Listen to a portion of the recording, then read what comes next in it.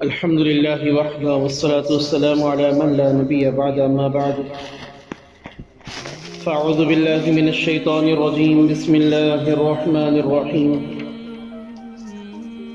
ولقد آتينا موسى الكتاب وقفينا من بعده بالرسل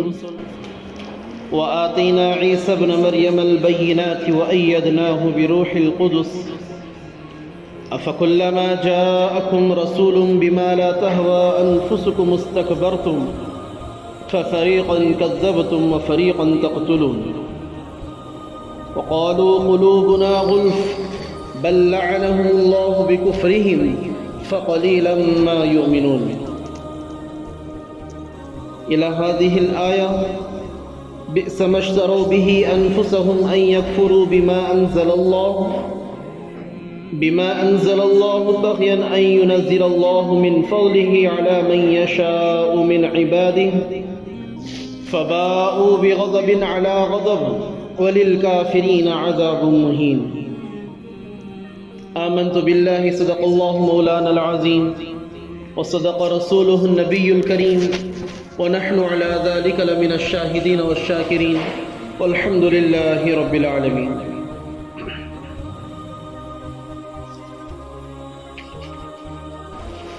محترم بزرگوں، عزیز دوستوں، اللہ کے لاڈلے اور پیارے بندوں، گزشتہ ہفتہ ہم نے سنا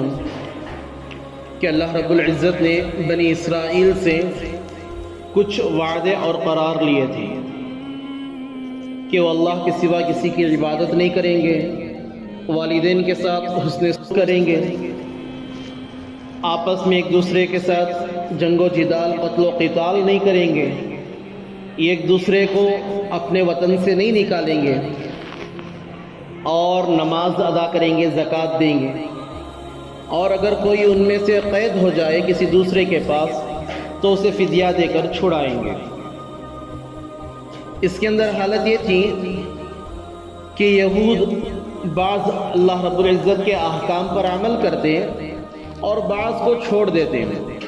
جو پسند آیا عمل کرتے، جو پسند نہیں آتا، دل کو نہیں بھاتا، اس کو چھوڑ دیتے ہیں۔ تو اللہ تعالیٰ نے فرمایا فَتُؤْمِنُونَ بِبَعْضِ الْكِتَابِ وَتَكْفُرُونَ بِبَعْضٍ، کہ تورات کے بعض احکام پر عمل کرتے ہو اور بعض کو چھوڑ دیتے ہو۔ اللہ تعالیٰ نے یہاں پر قاعدہ بتلایا کہ جو کوئی بھی قوم، آیتیں بنی اسرائیل کے بارے میں اتری ہیں، مگر اس امت کے لیے بھی وہی قاعدہ ہے کہ اللہ تعالیٰ کے جتنے احکامات ہیں تمام پر عمل کرنا ضروری ہے، تمام پر عمل کرنا ضروری ہے۔ کچھ جو پسند آئے یا جو آسان لگے اس پر عمل کر لیا، کچھ دین کے تقاضے تھے پسند نہیں آیا یا مشکل لگا یا نقصان کچھ بھی الگ بات ہوئی، اسے چھوڑ دیا، من چاہی کر رہے ہیں، جو اچھا نہیں لگا اس کو چھوڑ رہے ہیں۔ اللہ تعالیٰ فرماتے ہیں کہ اس کے بدلے اور اس حرکت کے بدلے میں یہ سزا ملے گی کہ دنیا میں تم پر ذلت و مسکنت طاری کر دی جائے گی، تمام کے سامنے ذلیل و خوار ہو کر رہ جاؤ گے، تمہاری کوئی طاقت و قوت نہیں ہوگی۔ علماء اکرام مفسرین حضرات فرماتے ہیں کہ اس کا مصداق آج مسلمان بن چکے ہیں۔ الغرض پھر آگے اللہ نے فرمایا کہ دنیا میں تو ذلت و خواری ہوگی اور آخرت کے اندر دردناک عذاب ہے۔ یہ تفسیر ہم نے گزشتہ ہفتہ سنی۔ آگے آج جو آیتیں پڑھی گئی ہیں اس کا خلاصہ یہ ہے کہ اللہ رب العزت بنی اسرائیل کے واقعات ذکر فرما رہے ہیں، ایک واقعہ کے بعد ایک واقعہ آ رہا ہے۔ یہاں پر اللہ تعالیٰ فرما رہے ہیں کہ ہم نے حضرت موسیٰ کو تمہارے پاس بھیجا، توریت نازل فرمائی، اور پھر یہ نہیں کہ موسیٰ کو بھیج کر چھوڑ دیا، بلکہ تمہاری ہدایت کے لیے ہم نے ان کے بعد پے در پے ایک کے بعد دیگرے انبیاء اور رسول ہم بھیجتے رہے، حتیٰ کہ ہم نے آخری کڑی حضرت عیسیٰ علیہ السلام کو بھیجا جو بنی اسرائیل کے آخری رسول و نبی تھے، اور انہیں بھی ہم نے شریعت و کتاب دے کر بھیجی۔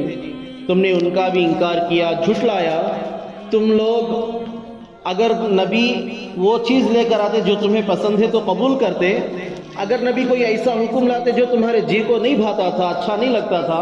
تو تم تکبر میں اتر جاتے اور انکار کر بیٹھتے تھے۔ لہٰذا اللہ تعالیٰ فرماتے ہیں کہ تم نے کچھ نبیوں کو جھٹلایا اور بنی اسرائیل کی سب سے بڑی خبیث بات یہ تھی کہ وہ نبیوں کو قتل بھی کر دیتے تھے، لہذا اللہ تعالیٰ فرماتے ہیں کہ تم نبیوں کا قتل بھی کرتے ہو۔ پھر آگے بنی اسرائیل یہ کہتے تھے صحابہ سے، اللہ کے نبی سے، کہ ہمارے دل محفوظ ہیں، دوسرے مذہب کا اثر ہمارے دل نہیں لیتے، ہم یہودی مذہب پر ہیں، یہودی مذہب ایسا دل کے اندر جم چکا ہے کہ اب دوسرے مذہب کی کوئی بات ہم پر اثر نہیں کرتی۔ تو اللہ تعالیٰ فرما دیں گے بات اصل یہ نہیں، بلکہ تمہارے کفر کے سبب اللہ نے تمہارے دلوں پر مہر لگا دی ہے، لعنت ایسی برسائی ہے جس کی وجہ سے صحیح بات، صحیح مذہب تمہاری سمجھ میں نہیں آتا۔ پھر آگے اللہ تعالیٰ فرماتے ہیں کہ قرآن نازل کیا جو کہ تورات کی تصدیق کرتی ہے، اور تم خود اللہ کے نبی صلی اللہ علیہ وسلم کے آنے سے پہلے ان کی نشانیاں بتلاتے تھے، ان کے آنے کی خبر رکھتے تھے، ان کے آنے کی دعائیں کرتے تھے، مگر جب وہ آئے اور یہ تمہیں اچھے نہیں لگے تو تم خود ان کا انکار کر بیٹھے۔ پھر آگے اللہ تعالیٰ فرماتے ہیں کہ تم پر بڑا غضب ہے، لعنت ہے کہ تم لوگ انکار کرنے والے ہو، وغیرہ وغیرہ، آیتوں کے ذریعے سے تفسیر کو منطبق کرتے ہیں۔ اللہ تعالیٰ فرماتے ہیں وَلَقَدْ آتَيْنَا مُوسَى الْكِتَابَ، اور تحقیق کے ہم نے موسیٰ علیہ السلام کو توریت عطا فرمائی، وَقَفَّيْنَا مِن بَعْدِهِ بِالرُّسُلِ، اور ہم نے موسیٰ علیہ السلام کے بعد پے در پہ نبی اور رسول بھیجے۔ یہ نہیں کہ بنی اسرائیل کو یتیم بنا کر رکھ دیا، ایک نبی کے جانے کے بعد دوسرے نبی، حضرت موسیٰ ہے تو اسی وقت حضرت ہارون بھی ہیں، پھر ان کے بعد حضرت یوشع بن نون، پھر دانیہ علیہ السلام، بہت سارے انبیاء آئے ہیں، بہت سارے انبیاء۔ اللہ تعالیٰ نے بنی اسرائیل پر خاص طور سے توجہ فرمائی تھی، خصوصی رحمتیں بنی اسرائیل کے ساتھ تھیں کہ بنی اسرائیل کے بار بار اللہ تعالیٰ کی نعمتوں کا انکار کرنے کے باوجود، اللہ تعالیٰ کے ساتھ بغاوت کرنے کے باوجود، اللہ تعالیٰ کے احکامات کو توڑنے کے باوجود اللہ تعالیٰ ان کے ساتھ رحم و کرم کا معاملہ رکھتے تھے۔ لہٰذا اللہ تعالیٰ فرماتے ہیں وَآتَيْنَا عِيسَى ابْنَ مَرْيَمَ الْبَيِّنَاتِ، اور ہم نے عیسیٰ ابن مریم کو واضح نشانیاں، کھلے معجزات عطا فرمائے، وَأَيَّدْنَاهُ بِرُوحِ الْقُدُسِ، اور روح القدس کے ذریعے سے ہم نے ان کو تقویت پہنچائی۔ اللہ تعالیٰ یہاں پر ہدایت کا راستہ بند نہیں کر رہے ہیں، اس بات کو اللہ تعالیٰ بنی اسرائیل پر جتا رہے ہیں کہ بنی اسرائیل کہیں یہ نہ کہیں کہ موسیٰ کے بعد ہمیں ہدایت کے لیے کون بھیجے گئے، ہمیں ہدایت کون دیتا؟ تو اللہ تعالیٰ یہاں پر فرما رہے ہیں کہ نہیں، حضرت موسیٰ سے لے کر حضرت عیسیٰ تک درمیان میں بے حساب بے شمار انبیاء اور رسولوں کو ہم نے بھیجا،